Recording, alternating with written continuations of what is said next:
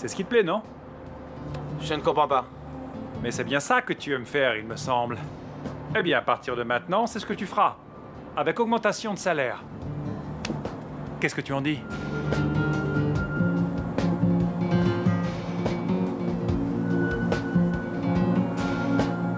J'exige que vous me laissiez entrer, Madame Lilia.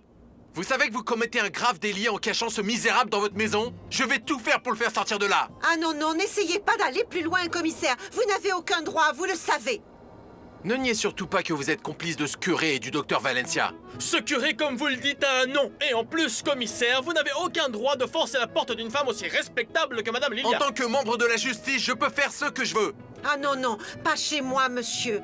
Vous avez toujours été le bienvenu dans cette maison. Mais vous leur rentrez comme ça chez les gens sous peine que vous suspectez. Je ne sais quoi, je ne vais pas le tolérer. Non, ce ne sont pas de simples soupçons.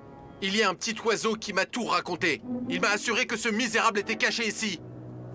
Un petit oiseau ou plutôt une misérable pie qui vous ressemble. Tenez un peu votre langue, Père Jacobo, parce que moi, on ne m'insulte pas.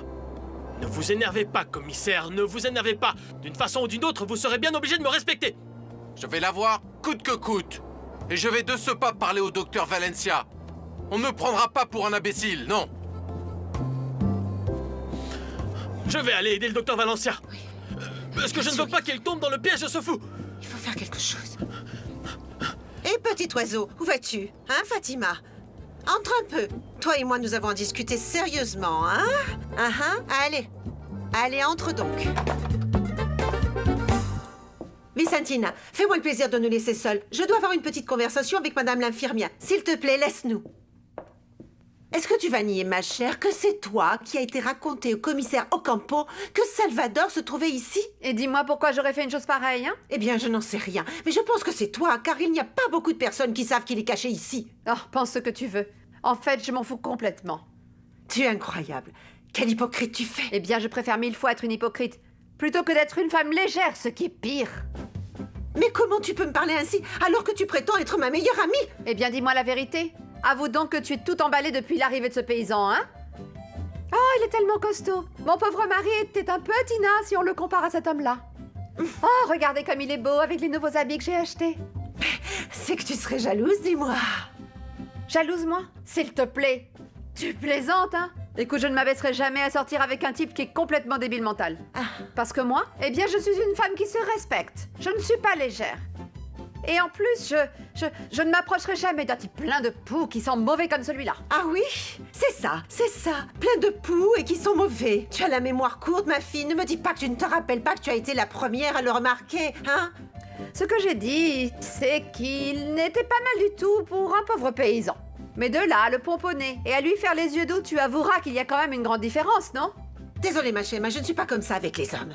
Ah, s'il te plaît. Maintenant, ne commence pas à faire la sainte ni touche. Lélia, je te connais très bien. Alors, je te prie de ne pas me faire ton numéro. D'abord, c'était le commissaire Ocampo. Puis, tu as jeté ton dévolu sur le docteur Valencia. Et à présent, tu veux profiter d'un pauvre fou. Ah bon? Et toi alors, hein? C'est pour ça que tu veux qu'on le ramène à l'hôpital? Parce que tu meurs de jalousie qu'il soit ici, à mes côtés, alors que toi, plus personne ne te regarde ni même pour te cracher dessus. Ça, c'est ce que tu crois. C'est parce que moi, je suis ni facile, ni en chaleur comme toi.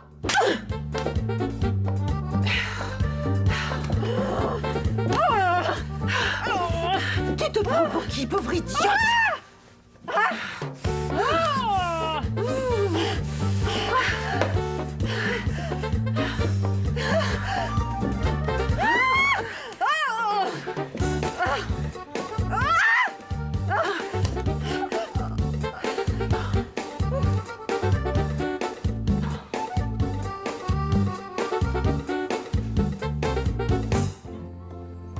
Cela n'a pas de sens, commissaire. Pourquoi voulez-vous faire partir Salvador du village? Vous n'avez pas compris que c'est un pauvre malheureux désemparé? Ce malheureux désemparé a fait des siennes dans tout le village d'Écroix. Comment avez-vous pu le mettre dans la maison de la veuve Carion? Mais il n'y a rien de mal à ça. Elle nous a proposé d'en prendre soin. C'est une femme généreuse et respectable. Cela ne va plus être le cas, après que ce type habite chez elle. Et depuis quand vous vous préoccupez pour l'honneur des autres? C'est l'hôpital qui se rit de la charité. Il n'y a rien de mal à ce qu'il reste quelques jours de plus dans le village. Je vous jure que des spécialistes sont en route pour le voir.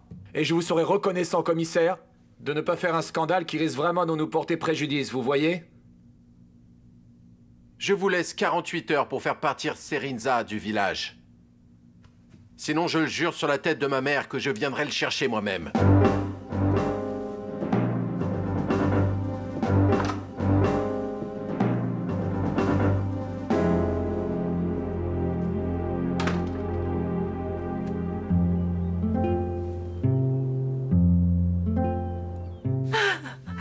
Quelle honte, mon Dieu!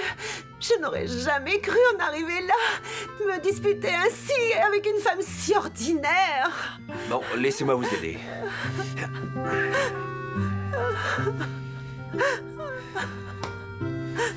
Si à cause de moi vous avez des problèmes, laissez-moi partir. Je ne veux pas vous causer plus de problèmes. Non, non, Salvador. Ce n'est pas votre faute, croyez-moi. Ne partez pas, Salvador. Qu'il advienne ce qu'il advienne, promettez-moi que vous n'allez pas me laisser, Salvador. Promettez-le-moi, oui. J'ai besoin de vous. Ne me laissez pas, Salvador. Ne me laissez pas.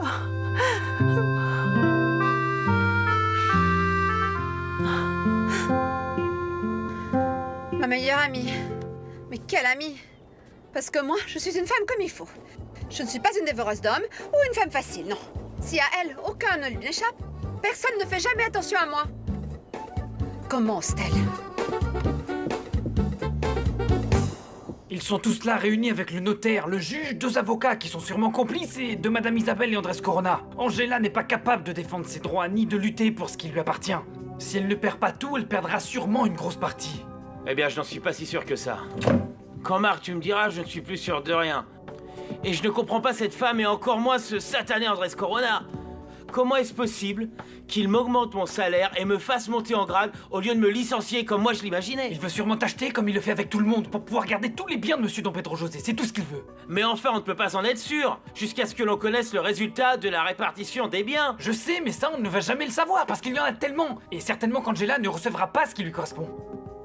Ouais, t'as raison. Et le plus probable, c'est que ces gens cherchent à la mettre à la rue pour qu'elle s'en aille et qu'elle leur laisse la voie libre. Elle va partir, Simon. Angela me l'a dit, elle va partir. Et je ne sais pas ce que je vais faire parce que la vérité, c'est que je l'aime beaucoup. Et tout va tomber à l'eau. Même si tu dis le contraire, je sais que tout va tomber à l'eau.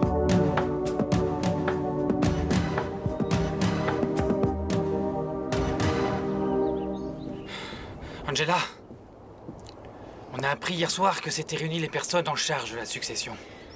Oui, c'est assez compliqué.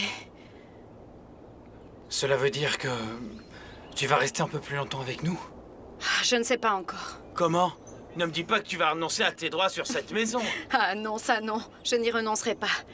Ici, j'ai vécu des moments merveilleux et je ne renoncerai pas à cette maison. Et même si je dois la partager avec Isabelle, ça j'ai mis ça au clair hier. C'est ce qu'il faut faire. Angela, permets-moi de te féliciter d'avoir pris cette décision.